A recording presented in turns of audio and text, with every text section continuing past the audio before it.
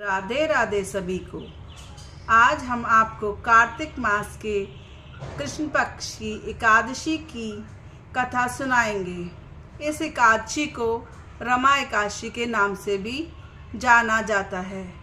जैसा कि आप लोगों को पता है, कार्तिक मास भगवान विष्णु को अधिक प्रिय है, इसलिए यह रमा एकादशी भी भगवान विष्णु को बहुत अधिक प्रिय है। तो इसलिए आप लोग जो भी मेरे चैनल पर नए हों वो प्लीज़ सब्सक्राइब का बटन ज़रूर दबाएं। तो हम शुरू करते हैं रमा एकादशी की पौराणिक कथा। एक बार भाव विवल होते हुए अर्जुन ने कहा, हे श्री कृष्ण, अब आप मुझे कार्तिक माह के कृष्ण पक्ष की एकादशी की कथा सुनाइए। इस एकादशी का क्या नाम है तथा इसमें किस देवता का पूजन किया जाता है? इस एकादशी का व्रत करने से किस फल की प्राप्ति होती है? कृपा करके यह सब विधान पूर्वक कहिए। भगवान श्री कृष्ण ने कहा, हे अर्जुन, कार्तिक मास के कृष्ण पक्ष की एकादशी का नाम रमा है। इसका व्रत करने से सभी पापों का शमन हो जाता है।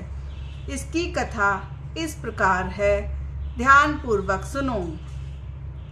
पौराणिक काल में मुचकुंद नाम का राजा राज्य करता था।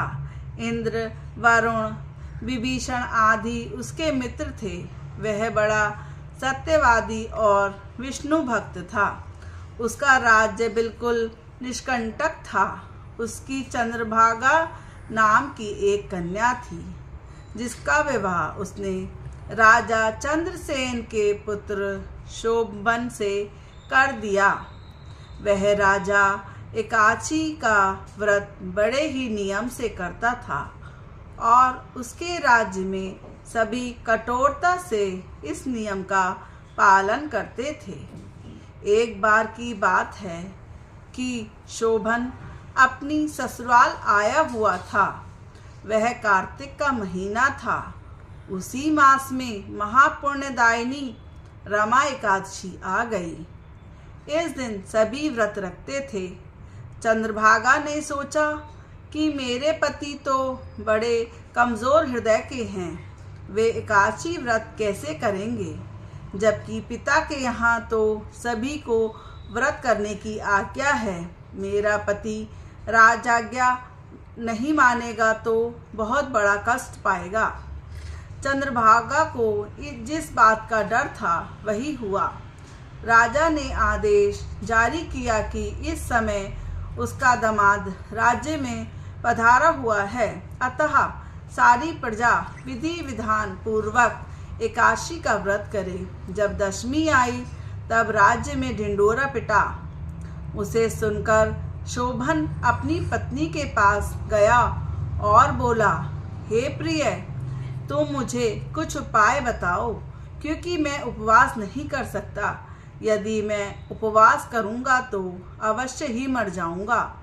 पति की बात सुनकर चंद्रभागा ने कहा, हे स्वामी, मेरे पिता के राज्य में एकादशी के दिन कोई भी भोजन नहीं करता। यहाँ तक कि हाथी, घोड़ा, ऊंट, पशु आदि भी तृण, अन्न, जल आदि ग्रहण नहीं करते हैं।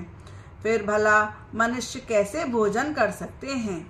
यदि आप उपवास नहीं कर सकते तो किसी दूसरे स्थान पर चले जाइए, क्योंकि यदि आप यहाँ रहेंगे तो आपको व्रत तो अवश्य ही करना पड़ेगा। पत्नी की बात सुनकर शोभन ने कहा, हे प्रिय, तुम्हारी राय उचित है, परंतु मैं व्रत करने के डर से किसी दूसरे स्थान पर नहीं जाऊंगा। अब मैं व्रत अवश्य ही करूंगा, परिणाम चाहे कुछ भी क्यों ना हो। भाग्य में लिखा तो भला कौन टाल सकता है। सभी के साथ शोभन ने भी एकादशी का व्रत किया और भूख और प्यास से अत्यंत व्याकुल होने लगा। सूर्य नारायण भी अस्त हो गए और जागरण के लिए रात्रि भी आ गई। वह रात शोभन को असहनीय दुख देने वाली थी। दूसरे दिन सूर्योदय होने से पूर्व ही भूख प्यास के कारण शोभन के प्राण पखेरु उड़ गए। राजा ने शोभन के मृत शरीर को जल प्रवाह कर दिया और अपनी पुत्री को आज्ञा दी कि वह सती ना हो, भगवान विष्णु की कृपा पर भरोसा रखे। चंद्रभागा अपने पिता की आज्ञा अनुसार सती नहीं हुई।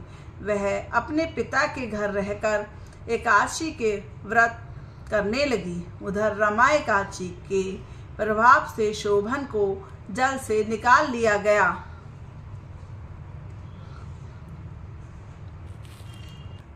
और भगवान विष्णु की कृपा से उसे मंदराचल पर्वत पर धन धान से परिपूर्ण तथा शत्रु रहित देवपुर नाम का एक उत्तम नगर प्राप्त हुआ।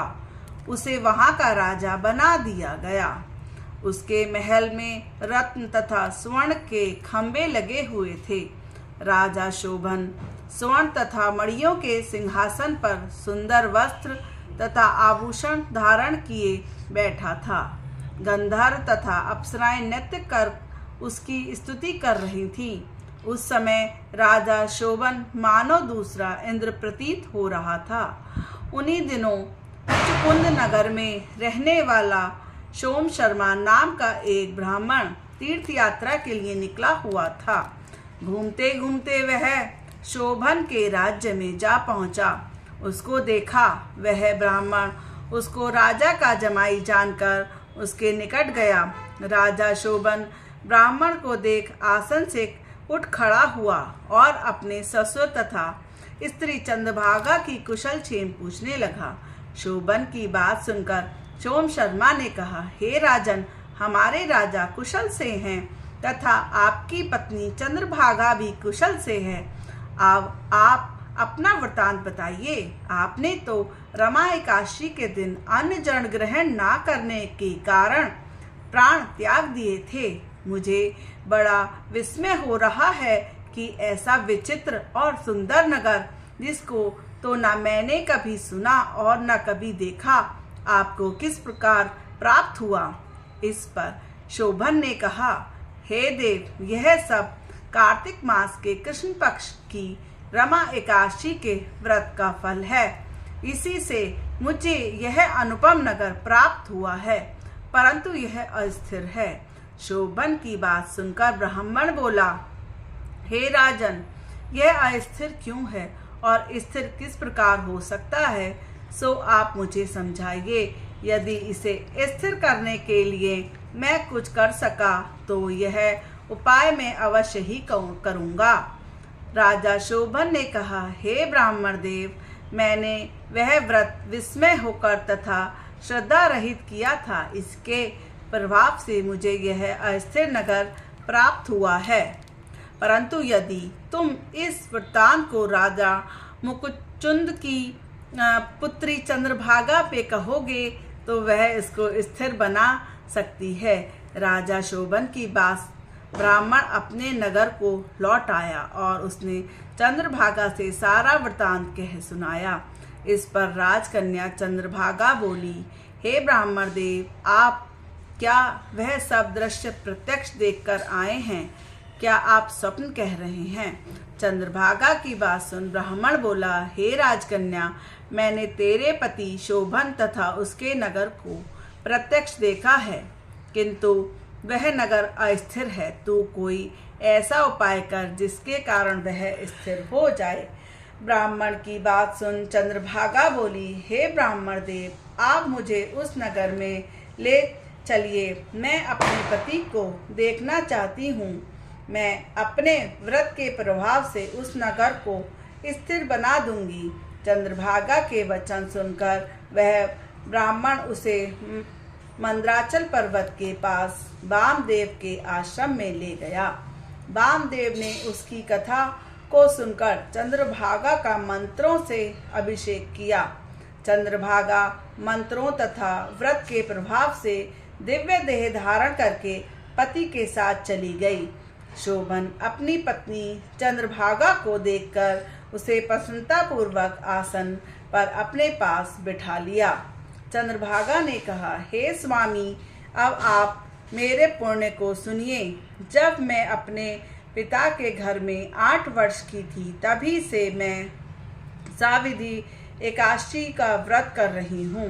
उन्हीं व्रतों के प्रभाव से आपका यह नगर स्थिर हो जाएगा और सभी कर्मों से परिपूर्ण होकर प्रलय के अंत तक स्थिर रहेगा।